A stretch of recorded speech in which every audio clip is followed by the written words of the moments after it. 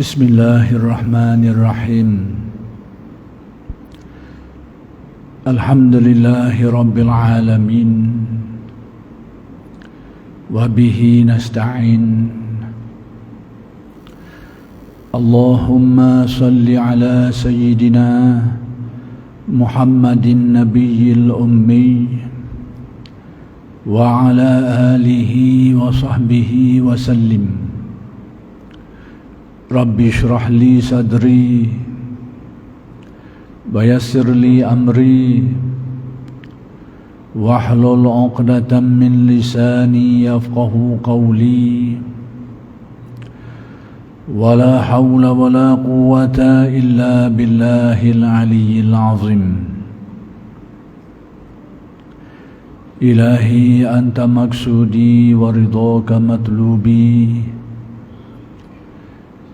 A'tini mahabbataka wa ma'rifataka. Assalamualaikum warahmatullahi wabarakatuh. Alhamdulillah wa syukrulillah. Wassalatu wassalamu ala rasulillah, amma ba'du. Pertama sekali, mari kita sama-sama bersyukur kehadrat Allah Subhanahu wa ta'ala yang telah melimpahkan dan mengurniakan kepada kita nikmat-nikmat yang sangat banyak zahir dan batin. Mudah-mudahan segala nikmat-nikmat itu sentiasa dikurniakan kepada kita dan dijadikan kita orang-orang yang mensyukuri nikmat. Mudah-mudahan dengan berkat syukur Allah Subhanahu wa ta'ala menambahkan lagi kepada kita nikmat-nikmat yang lain sebagaimana yang dijanjikan. Dan insya-Allah pada malam ini akan disambung lagi pengajian huraian kalam hikmat Asy-Syaikh Ahmad Ibn Atha'illah Al-Iskandari radhiyallahu anhu. Kalam hikmat yang ingin dijelaskan pada malam ini ialah kalam hikmat yang ke-56, yaitu kata-kata Syekh Ibn Atha', husnul a'mali nataiju husnil ahwal, wa husnul ahwali minat tahaqquq fi maqamatil inzal.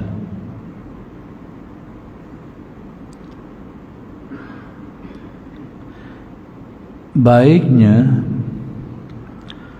amal perbuatan itu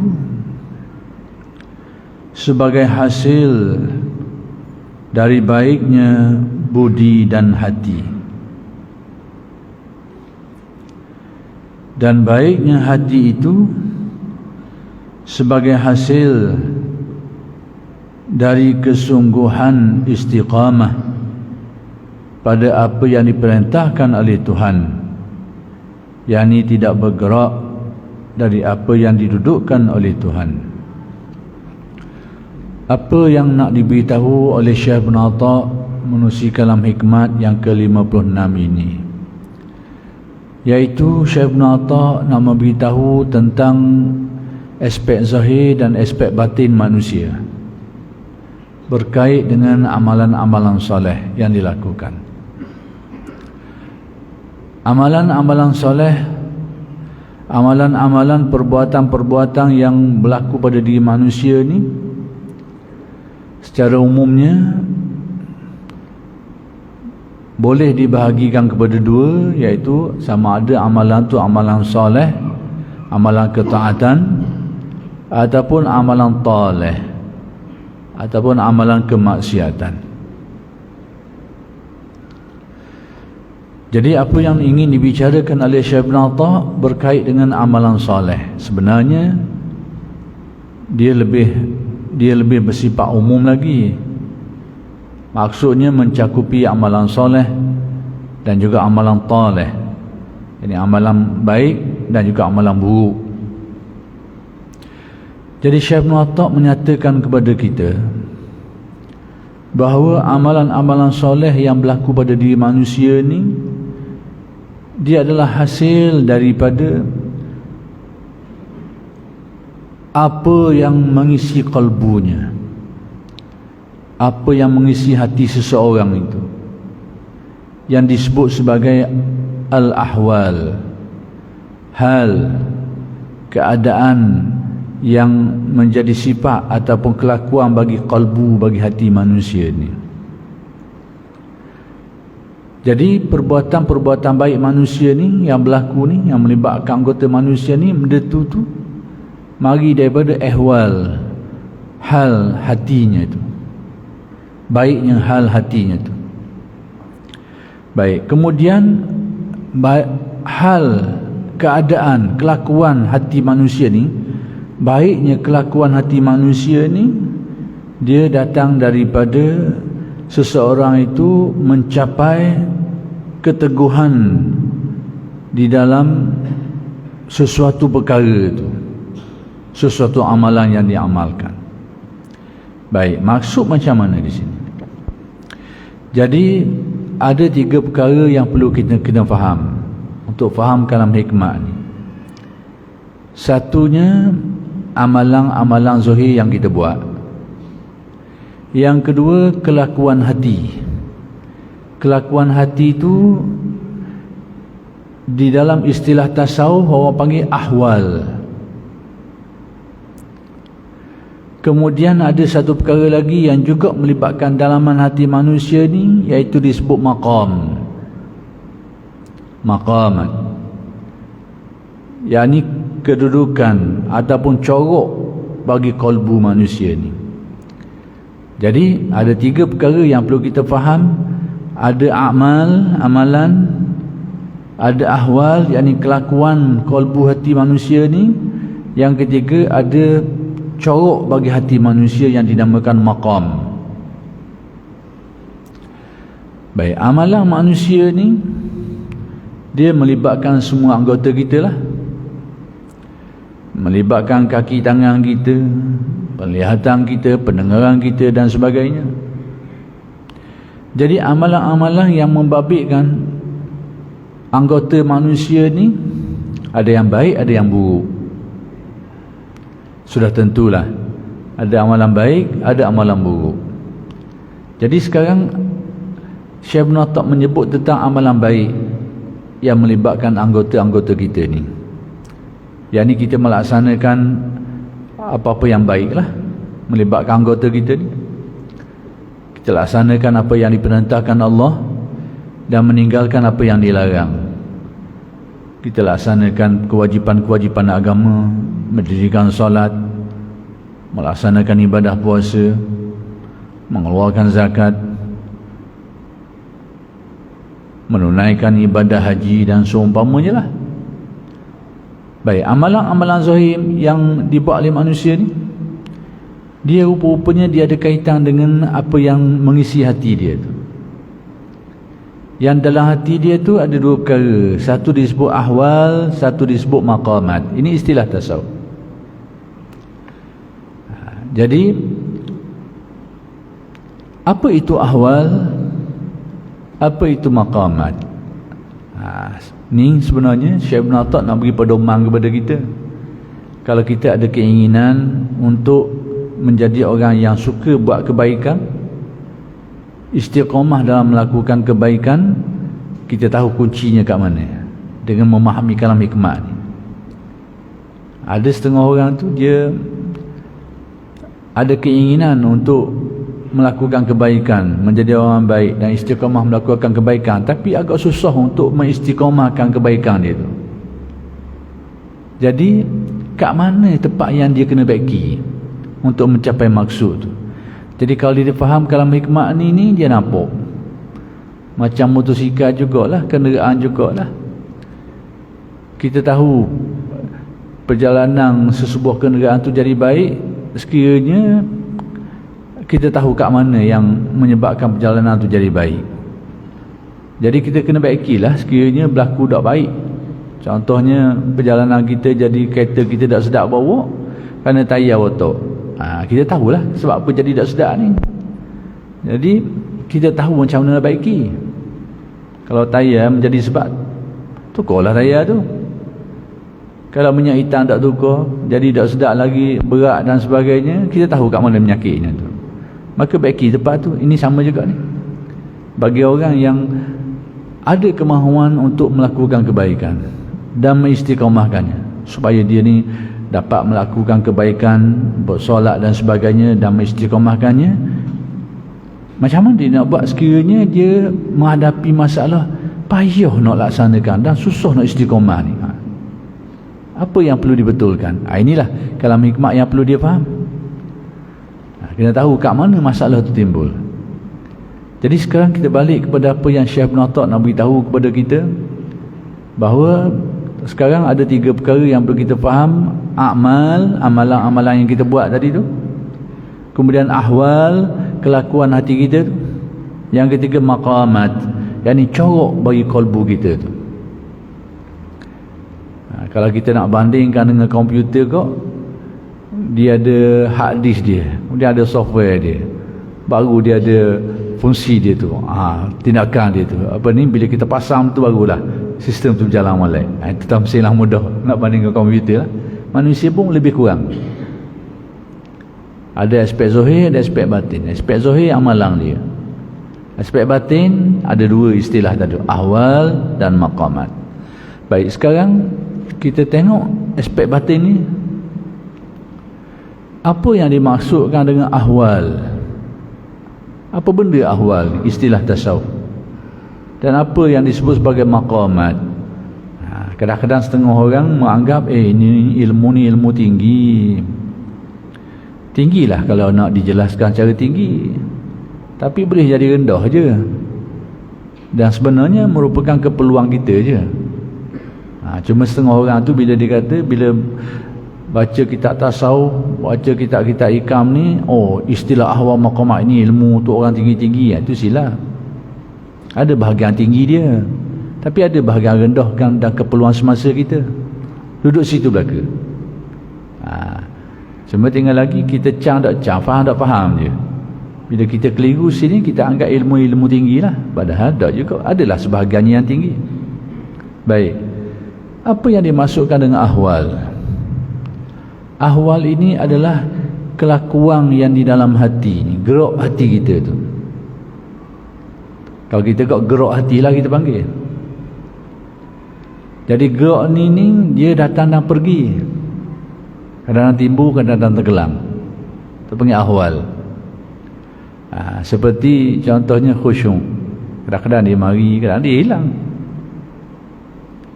Kadang-kadang kita ingat hati kita, kadang-kadang ada ingat, kadang-kadang lupa. Syukur, kadang-kadang kita tersedar tentang nikmat Allah, lalu kita bersyukur kepada Allah. Kadang-kadang tak mari macam tu. Jadi pertama sekali nak diberitahu bahawa ahwal dan maqamat ini, dua-dua tu, sebelum saya huraikan perbezaannya tu, ahwal dan maqamat ini merupakan akhlak Nabi Muhammad sallallahu alaihi wasallam. Akhlak Nabi. Akhlak Nabi Muhammad sallallahu alaihi wasallam seperti sabar, syukur, qanaah, zuhud, redha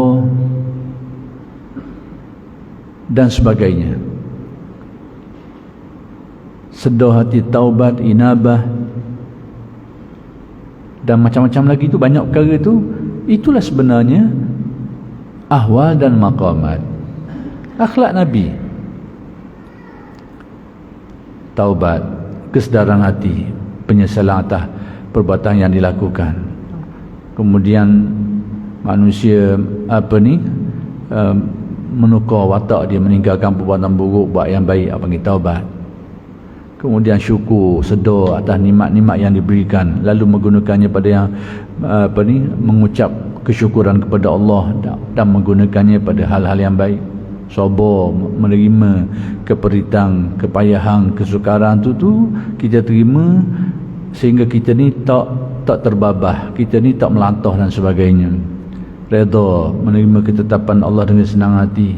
Kemudian qanaah, merasa cukup dengan apa yang ada. Fakir, hati merasa tak memiliki apa-apa, semuanya milik Allah Ta'ala, lalu rasa tak memiliki apa-apa lagi, bergantung harap hanya kepada Allah, dan macam-macam lagi tu. Semua itu, itulah yang dikatakan ahwal dan maqamat. Jadi banyaklah, ada yang tinggi, ada yang rendah dalam tu. Kalau pertama sekali kita ambil taubat ataupun intibah, sedar hati, sabar, syukur, hak ni bukan benda tinggi, ini kewajipan setiap orang kena ada. Adapun kerinduan, mahabbah, kasih cinta kepada Tuhan, syauq, kerinduan, ghaibah, lupa kepada yang lain, ini termasuk ahwal maqamat juga, tapi bahagian tinggi.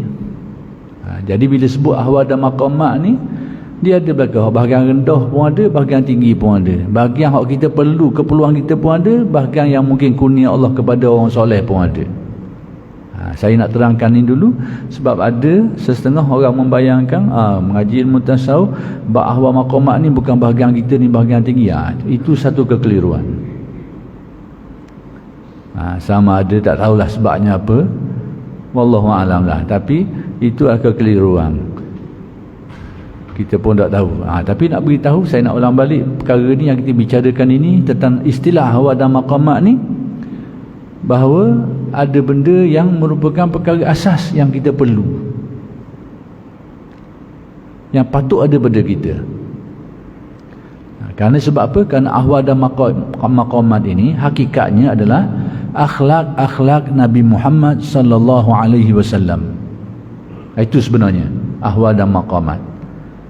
Cuma bagaimana ahwal dan maqamat itu dibina, dicapai, maka dari sudut itulah ahli tasawuf menamakan dia sebagai ahwal dan maqamat.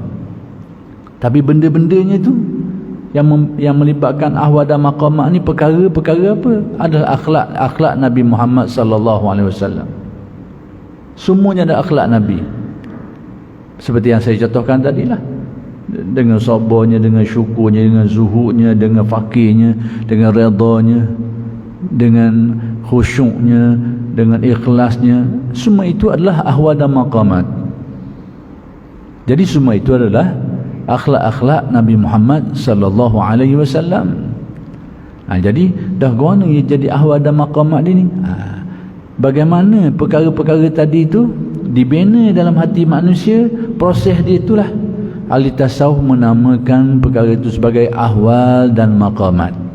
Proses nak dapat tu, guana supaya hati kita ni mari kekuatan untuk bersabar, buat guana supaya hati kita ni timbul kesedaran untuk bersyukur kepada Allah, macam mana supaya hati kita ni ada kesedaran bersifat fakir, sedar diri, tidak memiliki apa-apa, bagaimana supaya hati kita ini ada sifat qanaah, masa cukup dengan apa yang ada, bagaimana hati kita ini supaya mudah untuk redha terhadap apa yang ditetapkan, ditakdirkan oleh Allah Subhanahu Wa Taala. Proses nak bina benda tu. Proses tu orang panggil ahwal dan maqamat. Sedangkan perkara itu sendiri adalah akhlak-akhlak Nabi Muhammad sallallahu alaihi wasallam.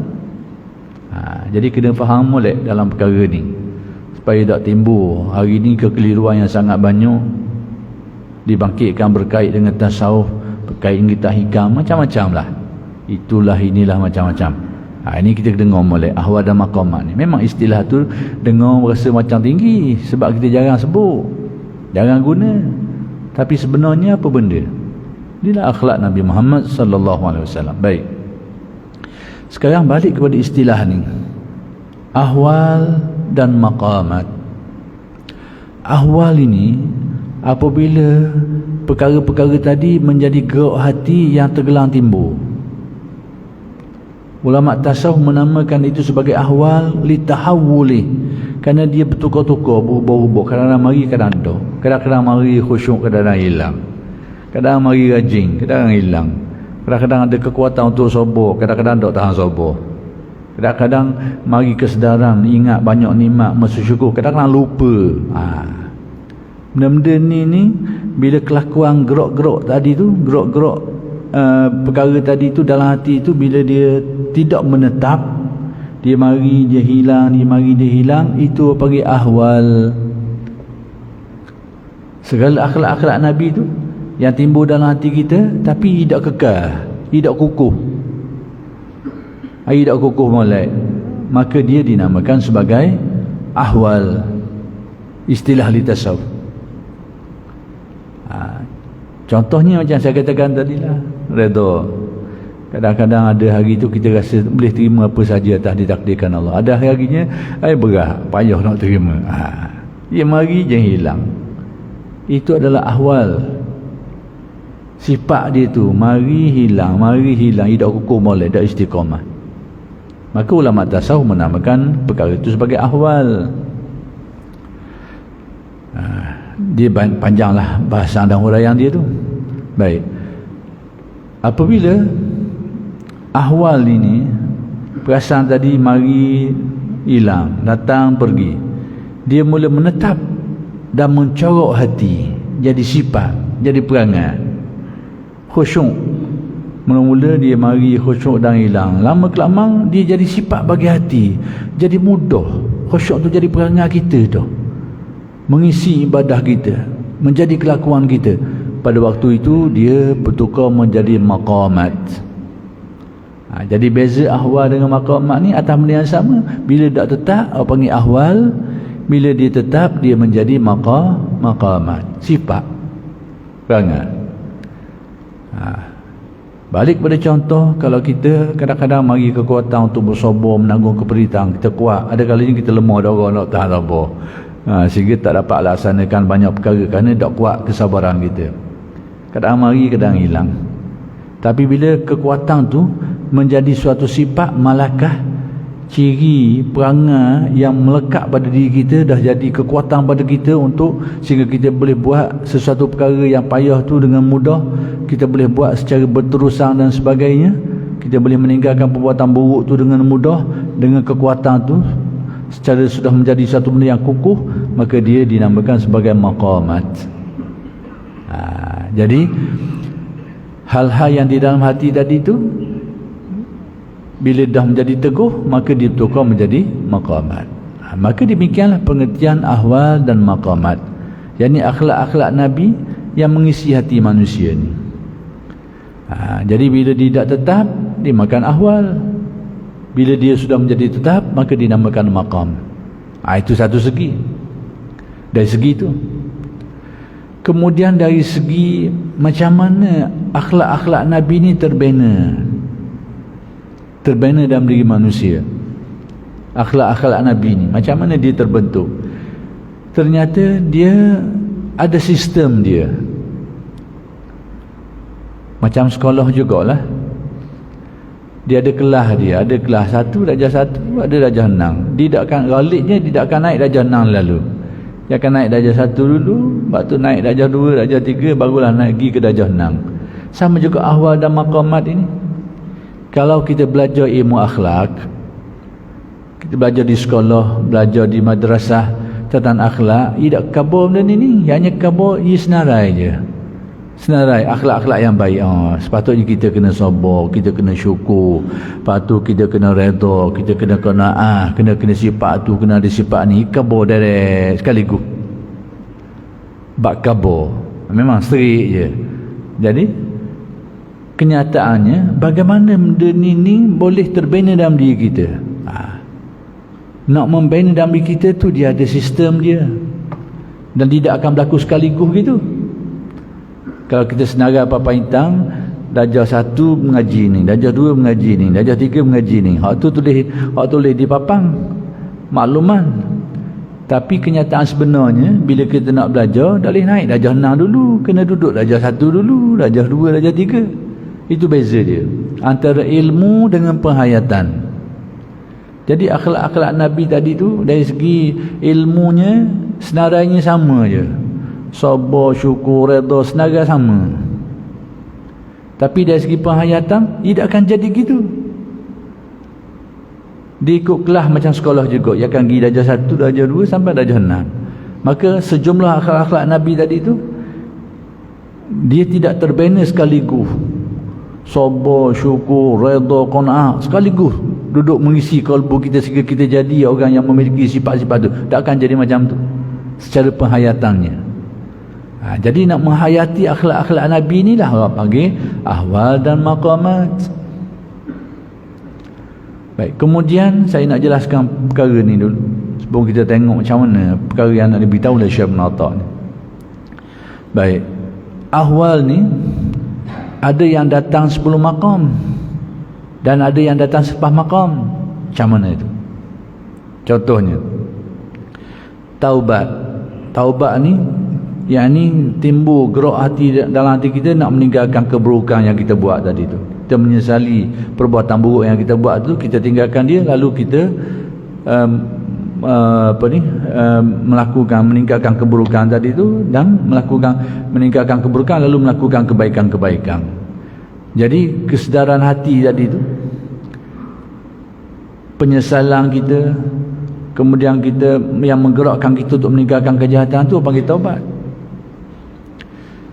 Jadi sebelum taubat ni dia mari kesedaran dulu, orang panggil intibah. Intibah ni kesedaran. Kadang-kadang ditimbul, kadang tergelang, sedar Allah. Kita ni nak mati ni. Bila-bila lagi tadi pun Allah tak ada ni mati, Allah kita ni guna lah mati belaka pula kayak gini. Insah sekejap sedar, tapi hilang. Kadang-kadang tengok pergi ada sahabat meninggal, kawan meninggal, lalu kita urus jenazah dia pergi kubur, sedar sekejap, Allah aku pun gini lagi, mari kesedaran untuk membaiki diri, meninggalkan keburukan-keburukan, nak buat baik, mari kesedaran. Tapi tak tahan lama, lepas tu hilang. Jadi waktu orang panggil intibah, kesedaran awal. Itu hal, ahwal. Mari lagi. Akhir sekali bila lama, banyak kali dia mari, kadang-kadang lama, kadang-kadang sekejap, kadang-kadang banyak kali dia mari. Kalau mari, esok mari pula, hilang, lusa mari pula. Kesedaran tu berbagai keadaan. Kadang-kadang dia mari kesedaran tu seminggu, kesedaran tu apa tu tahu, kesedaran tu. Itu disebut ahwal, kerana dia bertukar-tukar wajah dia tu. Kadang kuat, kadang lemah. Kuat kesedaran tu, kesedaran untuk baiki diri, meninggalkan keburukan, nak buat baik, kuat. Lepas tu jadi tahu pula. Itu memang sifat dia, sifat bagi ahwal, supaya kita tahu. Maksudnya kalau kita mengalami keadaan tu kita kena fahamlah, memang itulah ahwal, memang itulah ciri dia. Jadi jangan putus asa.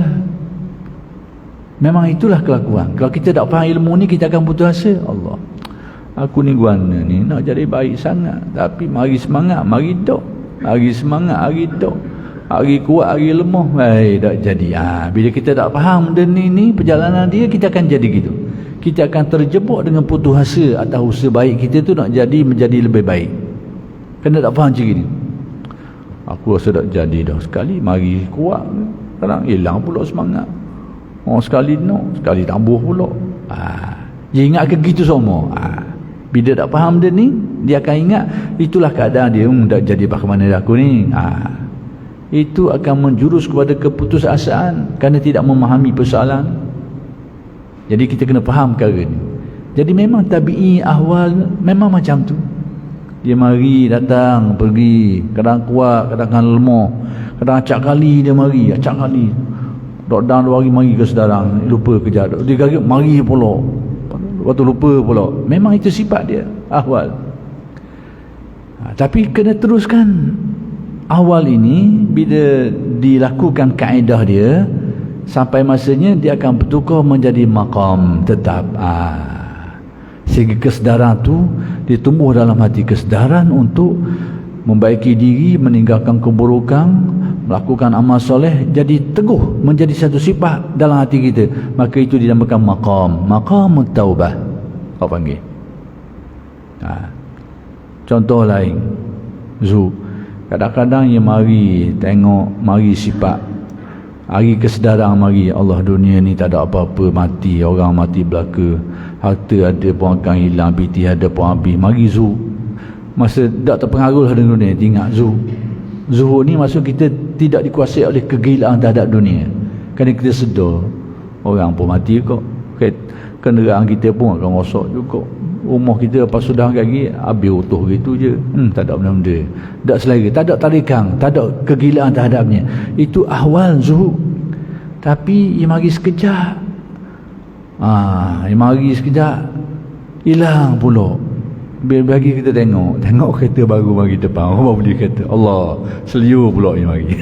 Tengok kereta baru mari seliu nak pula, mari tak bodoh je, sedar dah, bukan sedar rasa tak ada apa-apa dah, mari nak pula ni, mari pula ni, mari. Lepas tu kemudian pula kebetulan pula boleh warna cabutan betul ke apa, boleh stokor pitih banyak, Allah seliu pula. Jadi asal ada bingung, tak ada pitih ke tak ada, tak apalah, wakil manusia ni ada sudah mati kita, tapi siapa tanya mari kena pula. Mula-mula dia mari hal zuhud rasa tak tertarik, tak terpengaruh lagi, tak terikat lagi kegilaan terhadap duniawi ni, tapi dia hilang. Mari pula keinginan tu. Kadang-kadang kuat mari keinginan untuk tak kisah dengan dunia ni, tak kisah kalbunya. Kadang mari teringat pula kadang-kadang.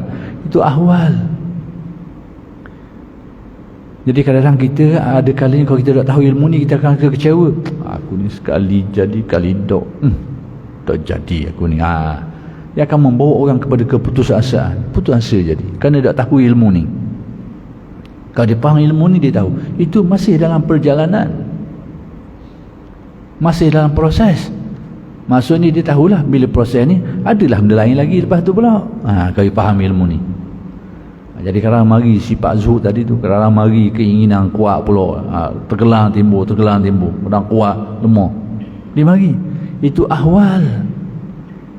Maka apabila diikuti pedoman-pedoman dia ni, pedoman-pedoman yang kita nak tahu nak buat guna ni, bila diikuti pedoman-pedoman dia ni, akhir sekali perasaan tu jadi kuat dalam hati kita, jadi sifat melekat molek, sehingga hati kita tidak terpengaruh lagi. Mu marilah, mu tebeng lah benda-benda, mu hari benda-benda, aku dah seliu dah.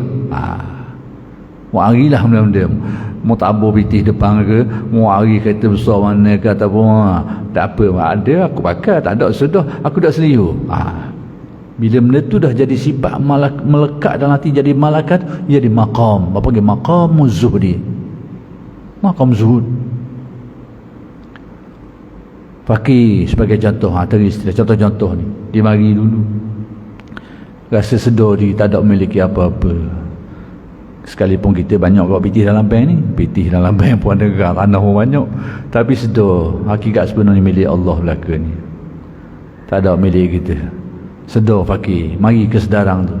Kadang-kadang lupa kerana duk ingat ni banyak gerak tanah lagi lah, pitih lagi dalam bank ni lah, itulah bonus, macam-macam dia mari. Mari berasa milik banyak macam, berasa memiliki tu, memiliki benda ni. Ada kalanya dia hilang rasa pemilikan tu kerana kesedaran milik Allah belaka. Kadang tengok kita ada sebahagiannya tiba-tiba hilang, terpaksa jual lah contohnya untuk tujuan-tujuan ni. Kadang-kadang dengan sebab itu sebab ni hilang dari pemilikan kita Allah, sehingga kita sedar bukan hak kita belaka ni, hak dia belaka.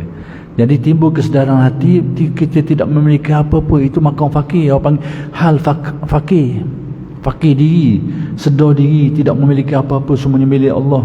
Tapi kadang-kadang dia lupa benda tu, dia mari banyak ni. Dalam akaun ni ada, tanah situ ada, tanah sini, berasa banyak umula milik. Berasa banyak umula. Kadang-kadang timbul tergelang. Itu panggil hal, keadaan. Kadang timbul mari, kadang-kadang dia hilang. Tapi bila proses-proses diikuti dengan baik, dengan ikut pedoman-pedoman yang diberikan, akhir sekali perasaan tadi jadi sifat kekal dalam hati dia, sehingga dia sedar secara berterusan bahawa tidak ada yang memiliki semua ni melainkan Allah. Menjadi suatu sifat bagi kalbu dia, kesedaran hati dia. Itu orang panggil maqamul fakri, orang panggil. Demikianlah akhlak-akhlak Nabi tu terbentuk dengan cara tu,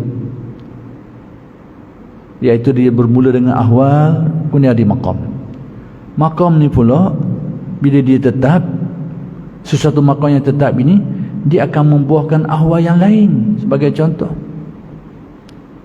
macam mana dia mula-mula dia mencapai ahwal intibah, sedar hati, banyak salah, banyak silap, manusia akan mati, kita akan menghadap Allah dan sebagainya, sedar. Lepas tu timbul akhir sekali kesedaran tu kuat, jadi maqam, apa panggil maqam taubah.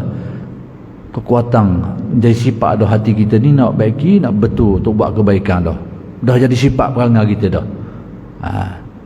Kemudian bila maqam ni, bila diteguh, dia akan membuahkan hal yang lain. Bila kita dah ada kekuatan kesedaran ni untuk kembali kepada jalan Allah Ta'ala ni, maka dia akan membuahkan satu gerakan, satu dorongan untuk bersabar melakukan amalan tadi tu. Mari kekuatan untuk sabar pula tengah jalan tu. Jadi maqam ni membuahkan awal untuk maqam selanjutnya. Maka demikianlah proses tu. Biar kita faham keadaan ni. Sebab kita mendapati banyak berlaku bila orang-orang yang ada hasrat untuk berubah ataupun mendapat kebaikan dan sebagainya, dia keliru sini, akhir kali dia terjebak dengan keputusasaan. Jadi putus asa. Tak jadi dah, aku sekali ya, sekali dah, kali timbul, sekali terkelar. Tak tahu, itu hanya proses yang ada perkembangan-perkembangannya, yang perlu dituruti kaedah-kaedahnya. Ya. Baik, kemudian dari segi pembinaannya pula, ahwal dan maqamat ni dia bermula daripada peringkat rendah ke peringkat tinggi. Dia bermula dengan maqam yang paling rendah sekali, ahwal paling rendah sekali adalah maqam taubat, dan ahwalnya disebut sebagai intibah, sedar hati, sedar kita banyak silap, kita ada Tuhan, kita akan balik ke dia, kita akan dihisab, akan dibalas. Ada kesedaran tu membawa kepada taubat. Itu maqam paling rendah sekali. Dan maqam paling tinggi sekali menurut ulama tasawuf, maqam redha. Tengah tu ada fakir, ada zuhud, ada sabar, ada syukur, macam-macam. Jumlahnya tidak terhad. Jadi hak rendah sekali maqam taubat, tinggi sekali maqam redha. Dan selepas redha tu dia ada lagi disebut apa yang diistilahkan sebagai ahwal al-aridah, ada al-ahwal al-mustaqirah. Dia merupakan satu ahwal yang ada ciri-ciri tertentu yang kita nak bahaskan. Jadi nak kabarnya, bila sebut tentang ahwal dan maqamat ini, ada bahagian tinggi dia, ada bahagian rendah dia. Bahagian rendah taubat. Dah kalau sebut tentang taubat ni, hak ni menjadi keperluan setiap orang ke tak? Sebenarnya proses kita melalui ahwal dan maqamat, inilah sebenarnya tarekat. Inilah sebenarnya tarekat. Sebab tarekat ni ada dua. Perjalanan zahir, perjalanan batin. Tarekat, perjalanan zahir kita tu amalan kita, sama ada amalan khusus ataupun amalan umum yang kita buat. Amalan umum tu amalan apa benda? Iaitu kewajipan agama lah. Kita solat, kita puasa, kita berzakat, kita berhaji. Amalan khusus, yang ni amalan yang kita terima daripada guru-guru tarekat tu, yang guru ajar kita supaya melazimi zikir, muraqabah dan sebagainya, dengan amalan khusus tadi tu. Jadi amalan zahir, sama ada umum ke atau khusus ke, itu sejenis tarekat. Tarekat zahir orang panggil. Tapi tarekat ni dia ada aspek batin dia. Kalau aspek zahir tadi, amalan dia tu, wirid-wirid yang kita amalkan, amalan-amalan yang kita laksanakan, itu tarekat zahir. Tapi tarekat batin, dan inilah tarekat sebenarnya, iaitu perubahan-perubahan pada ahwal dan maqamat tadi itu. Itulah tarekat sebenarnya. Jadi orang yang sebenar-benarnya menjalani tarekat, dia akan berjalan dua-dua, tarekat zahir dan juga tarekat batin ini.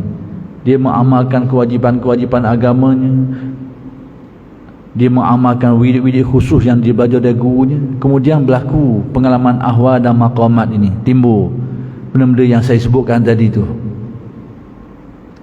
Maka itulah sebenarnya tarekat. Itulah sebenarnya tarekat.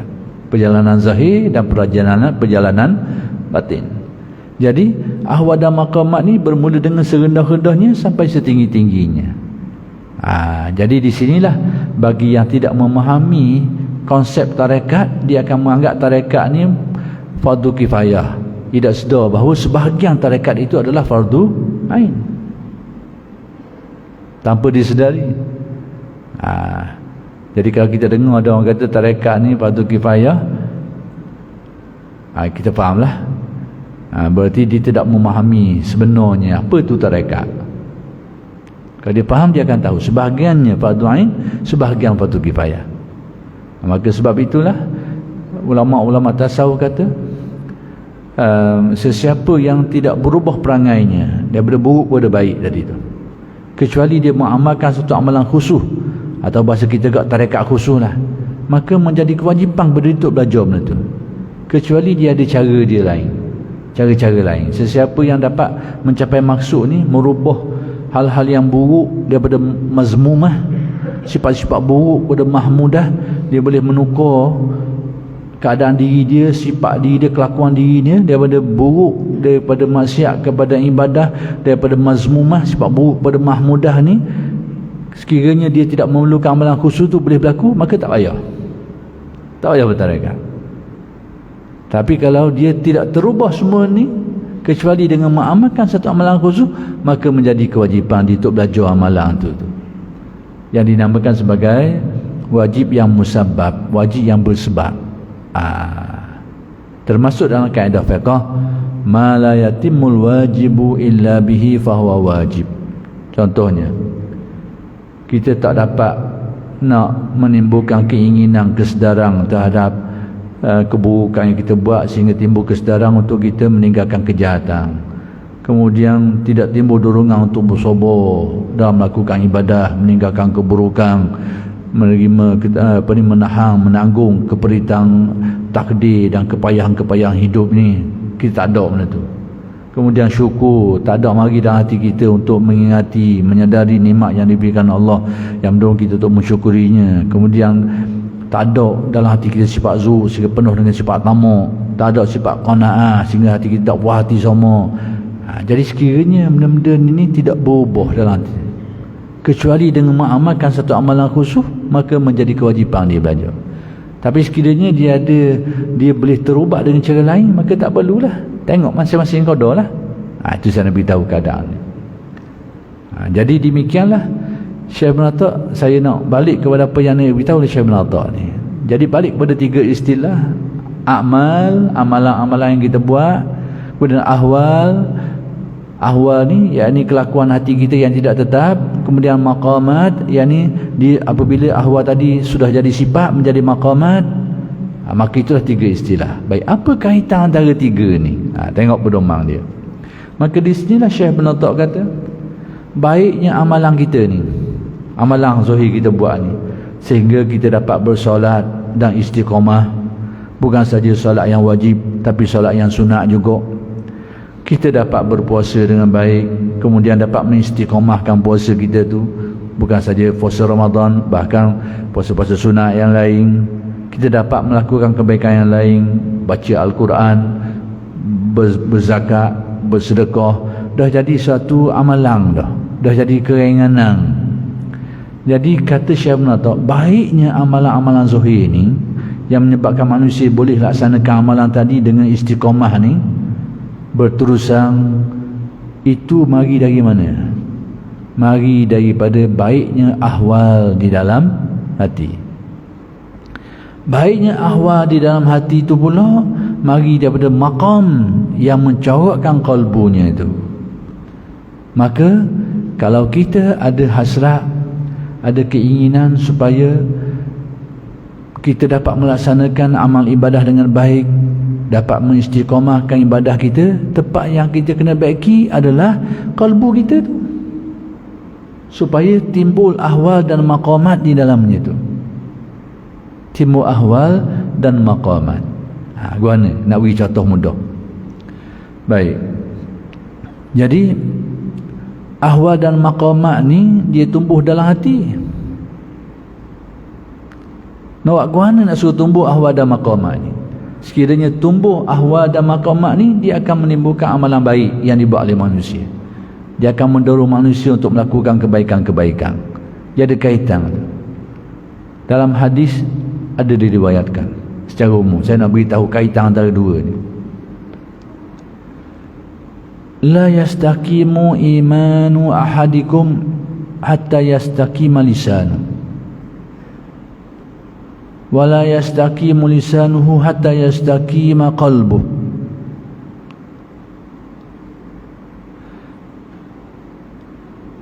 Iman seseorang kamu itu tidak akan istiqamah kecuali istiqamah dulu lisan dia, lidah dia. Yani istiqamah amalan lisan dia itu dulu berkait dengan amalan keimanan. Dan lisan seseorang itu tak akan istiqamah kecuali istiqamahlah qalbunya dulu. Maksudnya kalau qalbu menjadi istiqamah, qalbu yang istiqamah itulah yang dikatakan qalbu yang sudah bertukar menjadi maqam dan ahwal. Yang ada ahwal kemudian bertukar jadi maqam.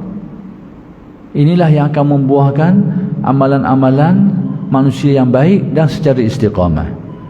Baik, kita pergi sikit lagi, nak beri pedoman-pedoman supaya tahu. Macam tadi lah, kita nak baiki satu perkara itu, kita tahu nyakit kat mana. Jadi kalau kita berubat tak kena tempat nyakit, romeknya payah lah. Ada katanya romek lah, payah lah sikit. Sebab tu kalau orang yang mahir, kita dengar orang yang belajar menguruk ni, hak pandai menguruk ni, kita nampak lain sikit dengan hak jenis rambang nguruk ni. Rambang mungkin ada kemahiran belaka lah. Waliknya kita dengar-dengar, kita pun bukan ahli nguruk, kita tak tahu ilmu ni cara tepat lah, tapi kita boleh agak-agak. Kita tengok setengah orang tu bila dia sakit tengah bekak tu, kita pergi kat tukang uruk, dia tak uruk atas bekak tu, kadang-kadang uruk part lain dulu, part lain. Sebab kita tahu punca bekak ni mari mana. Tapi kita tak apa tahu ni, mari tukang bekak atas bekak tu kita tanya tepik kawan ni, tanya atas bekak dia tu. Tapi kalau tukang mahir, dia tak konsep situ, dia konsep kat lain dulu. Itu cara lah. Jadi nak kabarnya bahawa kita nak berubat satu benda ni, kita tahu punca dia. Maka kat situlah yang perlu kita konsep.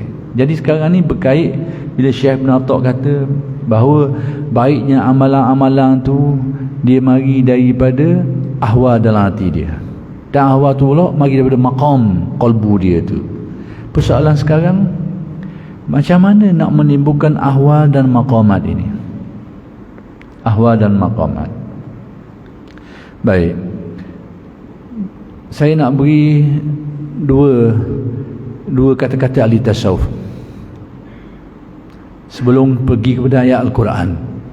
Sebab hari ni kalau kita kabur atas angin gitu, macam-macam ragang.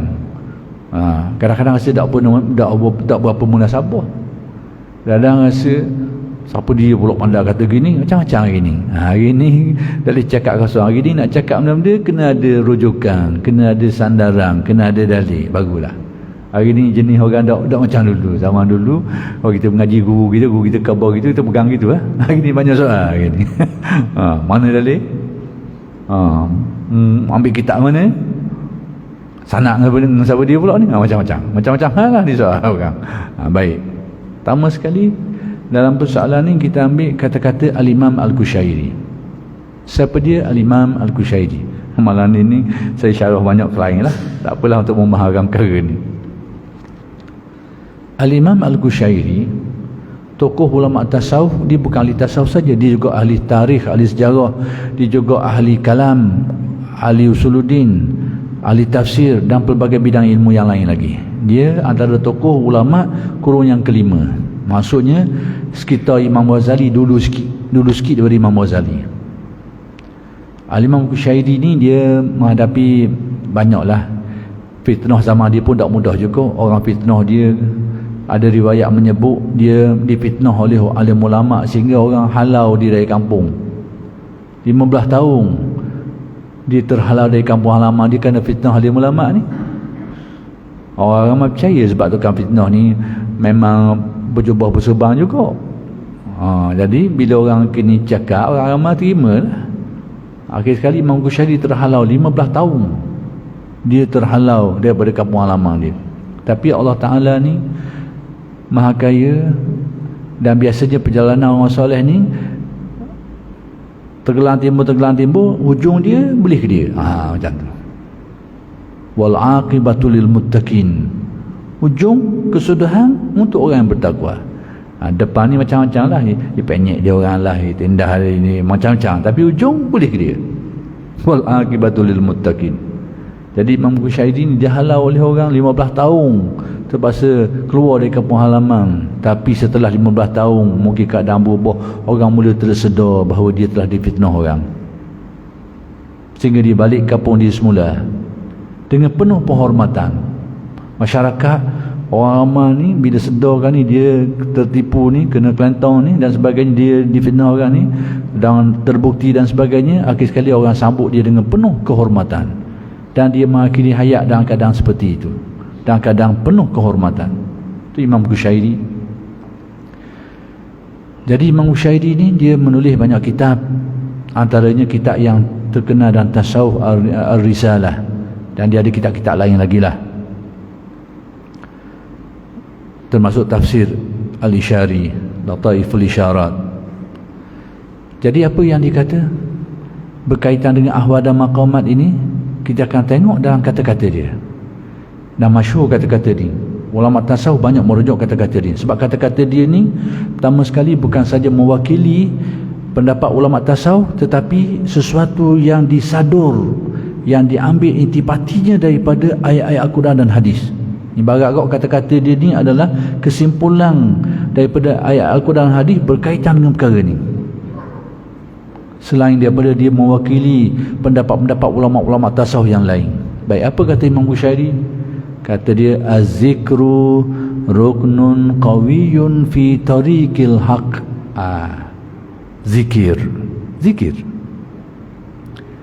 adalah ruknun qawiyyun, asas yang penting, asas yang sangat penting, fi tariqil haq, dalam perjalanan manusia untuk mendekati dan mengenal penciptanya itu. Dalam perjalanan manusia ni nak mendekati Allah Subhanahu Wa Taala, nak cari redha dia, nak mengenal diri secara lebih mendalam, tunjang dia tu perkara yang paling penting sekali adalah zikir, kata Imam Ghushairi. Az-zikru ruknun qawiyyun fi tariqil haq.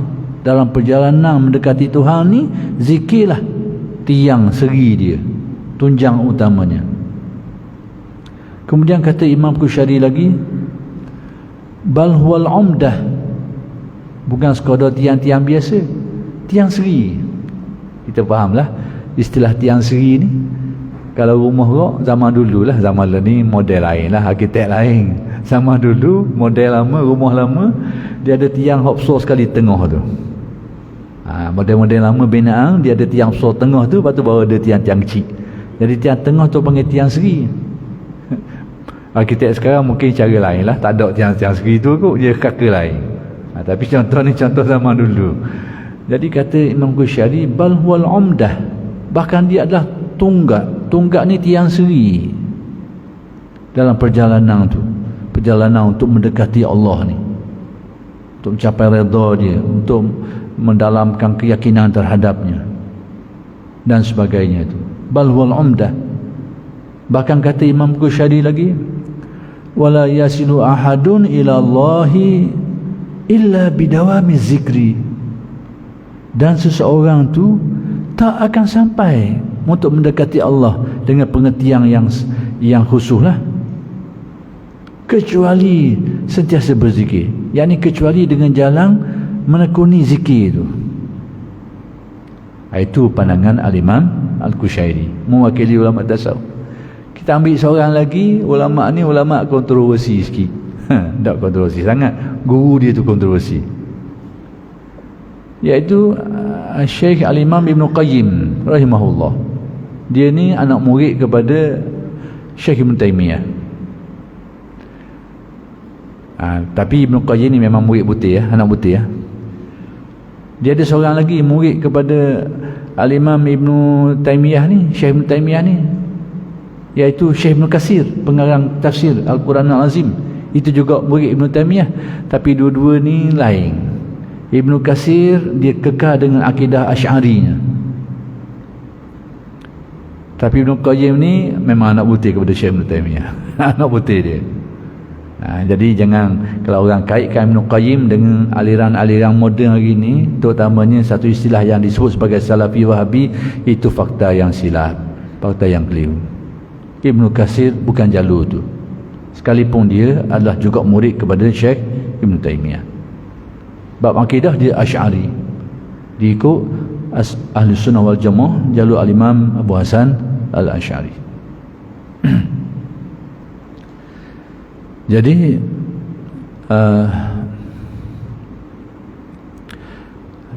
Syekh Ibn Qayyim ni, Al-Jauziyah ni, dia menulis banyak kitab. Ni orang alim, dia banyak kitab lah. Antara kitabnya membahaskan tentang zikir. Ditulis khas untuk menjelaskan selok-belok berkaitan dengan zikir ni. Ibn Qayyim ni sekalipun gitu, dia kuat berzikir. Dia berzikir pagi sampai naik matahari. Dia kata kalau tidak berzikir macam ni, dia tak ada idea nak menulis, hidayah nak menulis, tak nak mengarang kitab. Kuat berzikir dia. Sampai cerah, masuk berzikir subuh tu sampai cerah.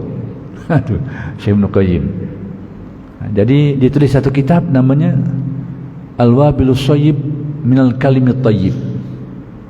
Kitab ni khas sederhana.